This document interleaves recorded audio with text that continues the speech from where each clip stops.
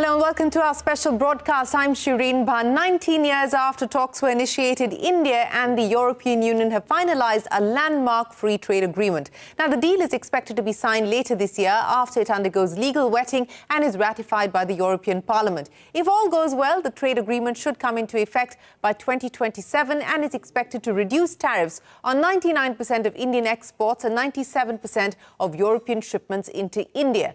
The FTA was finalized in the presence of Prime Minister Modi and the top EU leadership in New Delhi today. Remember, 27 nations are a part of the European Union bloc. Let's quickly get you a snapshot of the broad contours of the mega FTA. Let's start with auto. All made-in-India cars will get duty-free access to the EU once the deal comes into effect. India, on the other hand, will cut tariffs on EU cars priced at over 16 lakh rupees from as high as 110% to 10% eventually. This will be quoted. It will happen in a phased manner. This would apply to a quota of 2.5 lakh vehicles annually. This is a big one for EU's automobile sector. Tariffs on made in India EU wine, spirits and beer will also be cut drastically. Let's talk about Indian exports now. They will benefit from the deal. Marine exports like shrimp, lobster will now attract zero tariffs. In fact, if you look at the zero tariff regime, chemicals, footwear, apparel, textile, consumer goods, base metals, toys, sports, gems and jewellery will not attract any tariffs once the deal is signed, so the labour-intensive sectors get a big leg up. Speaking at the joint press conference, Prime Minister Modi said the EU deal would strengthen global supply chains. EU Commission President Ursula von der Leyen said the mother of all deals will create a free trade zone for 2 billion people spanning India and the EU.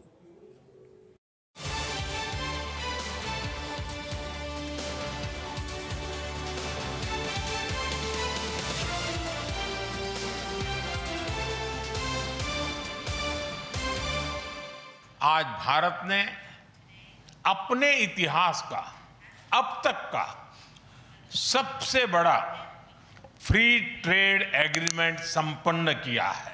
We did it. We delivered the mother of all deals. The European Union and India stand together as a strategic and reliable partners.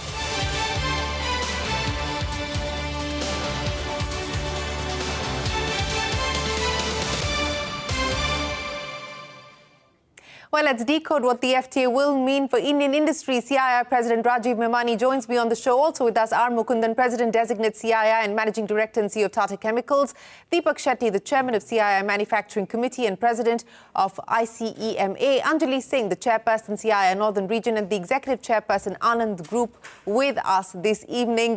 Anjali, gentlemen, many thanks for joining us here.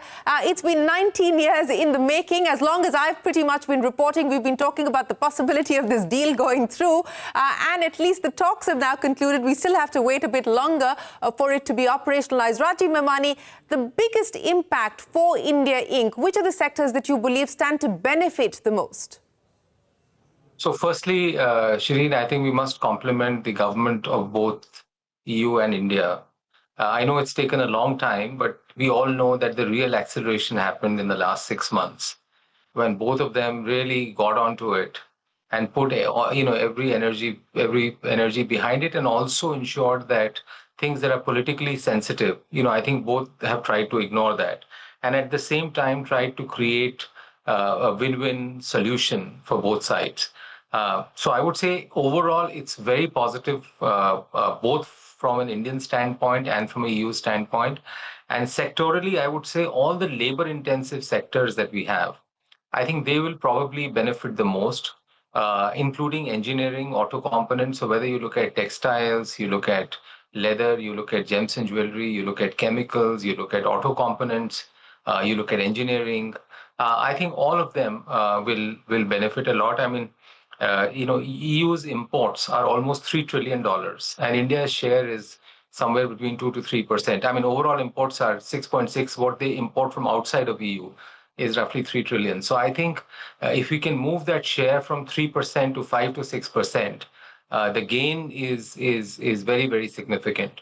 And I think that's something that I think as industry, we should really focus on, because the Duty rate comes down in some products from 12% to 0%, 8% to 0%, 4% to 0%. So in all these cases, it's very beneficial. And as we have seen in almost all trade deals, once you get into the position of doing a trade deal, then it creates a much wider platform between the economies. And that leads to not only just the normal increase, but newer areas, greater flow of investments, greater flow of services, and also this will enhance mobility. So I think overall, I would say very, very positive, Shereen. You talked about mobility, and I was coming to that in just a second, because an important aspect of this agreement is also people mobility, the export of knowledge workers out of India to the EU. I'll get to that in just a second. But Anjali, let me address the issue that Rajiv Memani was making. And, a large part of this deal has also been focused on auto. That's been one of the constraints that's held this deal back over the last 19 years. But it's finally been done, of course, in a phased manner. India will open up its market and cut its duty quite significantly for imports from EU, from automakers from EU, but also for the component industry in India. The EU market, Anjali, on both sides, a win-win? So, firstly, my congratulations as well for this historic deal. It is definitely going to propel India towards, our mission of Make in India. And I think it really shows the trust for the Indian economy and in India going forward. But MSMEs, being the backbone of our industry, we can see how this is going to open up a plethora of opportunities and how we can see it driving a huge potential for both the automotive and also the auto component industry, bringing together innovation and possibilities on both sides. Yes, it certainly does open up those possibilities. Deepak Shetty also with us. Deepak, what does it mean now for companies in the capital goods sector, companies in the auto component sector, in the infrastructure sector? As Rajiv Memani was pointing out, a whole host of sectors operating in India will now come into the zero tariff bracket: gems and jewelry, leather, textiles, apparel, footwear, toys. So there's a whole host of sectors that stand to benefit. But on balance, what do you see as the biggest impact of this, Deepak? I think, first of all, I would like to start by congratulating the Honorable Prime Minister and the Honorable Commerce Minister on this historic deal, as it is rightly called the mother of all deals. But if you take a step back and look at the trade between India and EU, in 2024, out of the almost $135 billion, it was like $79 billion of exports from India. But what is very unique is out of those $79 billion, $30 billion is services. So the balance is manufacturing. So the present relation itself is skewed more towards manufacturing. And this creates a great opportunity. Now, even within those exports from India, if you look at, other than the petroleum and the diamonds and the gems and jewelry, what are the items? The items are parts and accessories, as you rightly mentioned, smartphones, iron and non-alloy steel elements, including rubber tires. So I think it's a great opportunity for companies in India, particularly in the MSME sector, to sort of leverage the opportunity that we have, and particularly from the cost point of view. But I would look at more from the value addition that Indian companies can do. At the same time, we can learn a lot. Because we have seen that if you look at Germany, the whole manufacturing sector there was developed based on the Mittelstand concept. We are also looking at something similar, which is being driven by the PLI schemes. And I feel there's a great opportunity for Indian companies to leverage. You spoke about capital goods sector. I think this will also benefit companies who are importing machinery from Europe. Also, today, if you look at it, there are almost 6,000 European companies which are already working in India. I feel more companies will be encouraged to invest in India. And particularly in today's geopolitical situation where everybody is looking at X country plus one, I think this can really help position India as the very, very sort of reliable supply chain partner for all the 27 countries in European Union. So I feel this agreement is a great opportunity for the manufacturing sector in India, supported by the government's national manufacturing mission, the new policies which are supporting more and more manufacturing in India. Yes, absolutely. And as you pointed out, this is also an effort to attempt diversification, which is much needed at this point in time to find newer markets and more reliable partners as well. Mr. Mukundan, many thanks for joining us. We've been talking about some of the benefits of this India-EU FTA, the sectors that are likely to be the biggest beneficiaries. What do you see as the long-term, the medium and the long-term impact of this trade agreement going through? Thank you, Shereen. I think firstly, let me also add in my bit of compliment to the teams, both sides, on this historic deal, which obviously was highlighted as mother of all deals. So really well done to everyone. There's been long-standing work, which I've seen over the last 10, 12 years working on to make sure that industry can collaborate and come together. I really think that 3-4 things India straight away benefits. One is on the technology side. I think Europe has a lot to offer in terms of technology for the kind of scale of solutions which we want, the kind of businesses which we run, and also in terms of also the direction we want to take for sustainable future for India. And in terms of market access, the European companies get access to a large Indian market. And this is going to be truly something which will be built on partnership. I want to build on what Deepak highlighted, that Mittelstand, which is the small and medium family enterprises. I think they will find a good ground in India to gain scale. So what India is going to get is design, technology, access to markets for some of our labor-intensive businesses, which you already have highlighted. So long-term, it's a win-win. It's a partnership which has been done on the right kind of structure. Also, the other element is many of the European companies have long-standing presence in Europe for many, many years. Europe has been a partner for many years. So that history itself plays out very well. Lastly, I think the time difference between the two continents is much, much smaller, easier to collaborate, easier to work. So it's going to, and I think from using the base of India and EU, I think other markets will open up, especially Mercosur, also Africa. I think these are opportunities which we need to explore as we work together. How do we build these partnerships to also open up new markets around the globe? Absolutely. As we were just listening to Mr. Mukundan there are many European companies who've been in India for, in fact, some as long as 100 years, 100+ years. So there is a long lineage there of association between India and Europe. Piroz Kambata, people might switch to wine now and give up Rasnak, considering the fact that it's gotten a lot cheaper, but Gen Z isn't drinking as much. So that's good news for you. But outside of that, olive oil, duty cuts on that, confectionery, breads, duty cuts coming in for European companies wanting to import into India. So in many ways, an opening up of the market, so to speak, Piroz. I actually said that. When the UK thing was announced, that now we have to wait for the champagne, and now the champagne will flow. Because legally, champagne can only come from France. And now, so if you ask me, it's the good news, not the fact that the alcohol is reduced, but the fact that today we have done the right FTA. And I should congratulate the government. UK, India, UAE are the right FTAs. Earlier, we used to sign which were not synergistic. Imagine now we are opening up the whole Europe for manufacturing based from India. Imagine leather, chemicals, food is all now open to us. Today, I am sitting here today in Gulf Food. Gulf Food is not a Gulf food. It is India food. Half the stalls here are Indians. But who are coming to our stores? People from Europe, from Africa, from America. Now imagine that there is a clear, distinct advantage I'm going to be able to offer to my consumer, to my customer.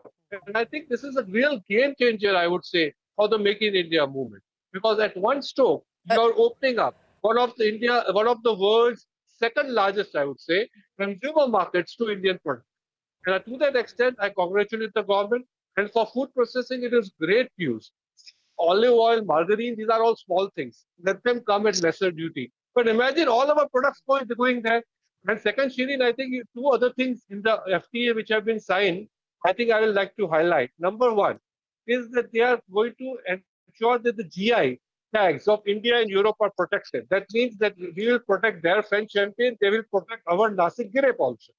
So I think that is great news, because I somehow believe the Indian food products will be exported as per our GI. Number two, they have said that there will be enough trade mechanisms to ensure that there are no disputes. And if there are disputes here, they are done in a very time-bound manner in terms of trade disputes. So I think to that extent, I believe this is a very good FTA. services sector also has been included, and this can be a model for other FTAs also. So I would congratulate the government. This is definitely good news for the Make in India movement. Bring out the champagne. That's Firoz Kambata for you. But Rajiv Memani, I want to go back to the point that was also being made that outside of manufacturing, the two agreements, the two frameworks that have been inked as far as mobility goes, it includes people who are studying in EU institutions to be able to get a window between 9 to 12 months to be able to find a job. You also have easier access for people who are trying to find jobs, including doctors, by the way. Indian credentials for medical professionals will now be recognized in the EU as per the Indian government. Rajiv Memani, the knowledge mobility aspect of what this deal provides. No, it's Shereen, you've captured it. I think from a mobility standpoint also, I think mobility commitments have been made for intercorporate transferees, for their dependents, and also on the on the business traveler side. You rightly said that there are conversations that are on for on the students, their post study. Also social security agreements, which are very important from a cost standpoint, I think. So all those hopefully will get sorted out. The frameworks for those have been laid out. That's very interesting. Then for at least 144 sectors in services, they've laid down predictable access, which is good because I think it gives a level of predictability going forward as far as services is concerned. And thirdly, the fund that they have, which is the $100 billion fund, which is the Research and Innovation Fund, or as they call it, the Horizon Fund. I think there also India will be participating in that fund in the sense that they will make India part of that. That's my understanding of that. So I think that's also from a R&D standpoint, technology, AI, digital standpoint, I think that's very valuable. So in all these cases, services, mobility, I think it becomes very, very, very vital. And I always think, and whenever we are now visiting countries as part of the CI delegations, where India has entered into an FTA or is in the process of entering into an FTA, you can see the bridges becoming stronger and stronger. And this is, as you rightly said, if you just look at it, the total GDP of EU all put together is 20 trillion. If I include all the FTAs that we have done till now, that's about 16 to 17 trillion. So in terms of size and significance, this is larger than everything else that we have done, at least from a GDP standpoint, and also the level of trade that they do. So if you add this, you add 44, 45 trillion of USA and China, almost apart from 2 or 3 large pieces, I think we are more or less now covered in a very short span of time in the last 1 year, 12 to 18 months, a large number of FTA. So from a services standpoint, from a manufacturing standpoint, from a technology transfer standpoint, and from my perspective, very importantly, also from an investment standpoint, this provides massive acceleration. Mr. Mukundan, let me address that issue on investment with you because, it will still take about a year. We're given to understand, and this is the exclusive conversation that we had with the EU Trade Commissioner, who said that the aim is to try and operationalize this by 27. Do you expect an acceleration of engagement, bilateral engagement, private sector to private sector engagement ahead of that operationalizing of the agreement itself? That's a great point, Shereen, because I think investments take a long, long time in terms of going through the process, getting all the approvals. So I think people will start working right away. I think we have an opportunity because many of the investment ones from the time the commitment is made to seeing the steel and cement on the ground for building those plants, it almost takes about 24 months. So now companies can start planning, exactly putting this into the framework of how they're going to serve the market. I think this serves extremely well. And hopefully by 27, all this is inked and we are ready to go. I think companies will also be ready. We've seen this in every FTA has been highlighted by Rajiv, that we see an acceleration not only of trade, we see an acceleration of services, we also see acceleration of investment. So really, we got to look at it as a three-way point. But as far as EU is concerned, one big additional anchor which we need to work through is the R&D and the technology relationship. Many of the areas which are real tech, where physical products are made, I think EU offers us solutions which are second to none. In many cases, actually, India finds those products easier to adapt for our market conditions. And hopefully, I think that will accelerate even more. Well, gentlemen, let me also bring in somebody with the European perspective on the panel. Santosh Iyer of Mercedes-Benz India joins us. Santosh, many thanks for joining us. Big leg up for the EU automakers with the phased quoted tariff reductions coming in. And of course, as far as CKDs are concerned, Santosh, here's what we are given to understand, that they're likely to fall from 16% currently on CKDs to 8.2%, 8.25%. What does this mean now for companies like Mercedes, for other EU automakers who have significant manufacturing presence in India already? Came out of the announcement with Honorable Prime Minister and also with Ursula von der Leyen. I think the clear focus is on double engine. That's what Modi ji said. You know, this is now double engine between India and EU, and they should really drive growth for the entire economy on both sides. So for us specifically, yes, I think the CKD has been one way of manufacturing that we have been doing it in India, and reduction would definitely help. But on the other side, this also mitigates against the exchange rate depreciation that has happened over the last, you know that 90% in the last 1 year. And as we speak today, the exchange rate is at 108. So at least it helps us to mitigate those losses with this reduction in CKD. And now we are waiting for the timing. At least hopefully it comes as early as 2027, if not 2028.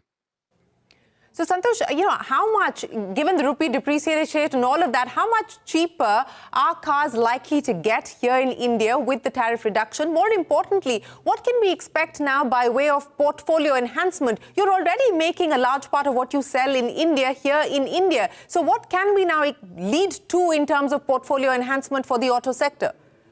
See, Shereen, this is a misconception that the prices are going to crash now, because let me explain that 90%... I didn't say crash. I didn't use the word crash, Santosh. I said, how much will prices come down by?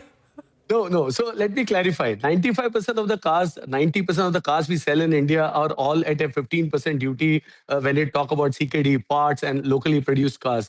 Now, yes, you can say that it will now come down to 8.5. So there is a chance of 7-8%. But as I said, largely this will be mitigated by the exchange rate changes. We have been increasing prices by 2% quarter on quarter. Last year, we increased by 6%. Already from 1st of Jan, we have increased by 2%. So maybe the price increases can stop after this one. And maybe with this coming in, this should help us to mitigate to some extent. But the reduction in prices, we don't see that in the near future. On the other side, when you talk about CBUs, that is where the biggest change is. From 110%, it comes down to 40%, and then gradually moving down to 10%. So, at some point of time, this helps us to get more cars.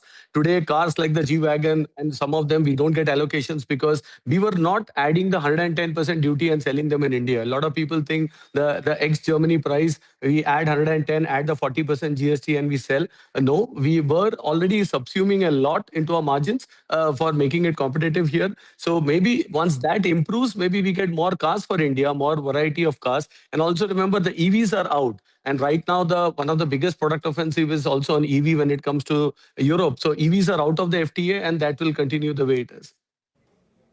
Santosh, I'll get this comment from you and then I'll get others to comment on this as well. One of the concerns is that with the tariff reductions coming in, will companies be incentivized to add capacity in India, to make more in India? They're already making in India, but will they add capacity in India, especially in sectors like auto, where EU has sufficient capacity, is probably sitting on more capacity than they need? Let me start by asking you. So firstly, it's not a capacity topic. Both EU has capacities. Even in India, we for Mercedes-Benz, we have a plant with 3,000 crores. We can make 20,000 going up to 40,000 cars. So I think capacity was never an issue. It's about demand. The one biggest thing about FTA would be the generation of demand, because as economy grows, trade grows, we are like a trickle-down effect is what we see also for our business. And the last 10 years, we have seen that happening with the GDP and per capita GDP going up. We sold 220,000 cars till date, 50,000 cars in the last 3 years. So that shows the momentum based on the per capita GDP growing up. So this FTA should not be looked from tariff reduction. It should be more looked up from making the economy stronger. And that should help us drive consumption, which will increase manufacturing investments and so on and so forth. Yeah, Rajiv, Memani, back to that point, demand generation is a different story altogether. But on the apprehension that we will see less of make in India and more now of import into India because of the tariff reduction, how do you respond to that? I completely disagree with that. So I would say any time when there is demand expansion like this, there has to be more manufacturing that comes into India. When global companies look at setting up, and if India wants to be part of global supply chains, they do want to not only look at a very attractive domestic market that we have, but they also want to set up export bases. And to the extent that you have zero tariffs in Europe and some of the other larger markets, I think it facilitates greater investment in manufacturing in India. Yes, there could be some cases where you may be leveraging capacity or surplus capacity in other markets. There's no question about it. But I think in overall, I would say this will see an acceleration in manufacturing, particularly I would say in labor-intensive sectors, which is where I think India needs the maximum amount of investment. So you can't have a 0-100, but I think if you look at an aggregate, I think India will benefit much more from being part of global supply chain, from having greater manufacturing, from having greater access to market. I mean, this is amongst the few deals that we are doing where the size of the market is 5 times our GDP. So we are getting access to a market which is 5 times our GDP. So I mean, I think there has to be, and India is a very from a competitiveness standpoint, India is very competitive in manufacturing. And I think it continues to be, as we go through reforms, I think it will continue to be more and more competitive in terms of manufacturing. So I think overall, we'll definitely... Mr. Mukundan, 30 seconds, Mr. Mukundan, do you also foresee more joint ventures, more deals, more M&A now between India and EU companies on the back of this deal going through? Certainly, Shereen, I think I want to add also a bit to what Rajiv has already highlighted. I think we're going to see a lot more investment. I think the growth of India is already a growth engine for the world in terms of rate of growth, and with access to market, which is 5 times our size. I think we are fundamentally redefining the way the growth will happen for companies. And I think companies will work together, collaborate together. That could be joint ventures, that could be acquisition, that could be technology partnerships.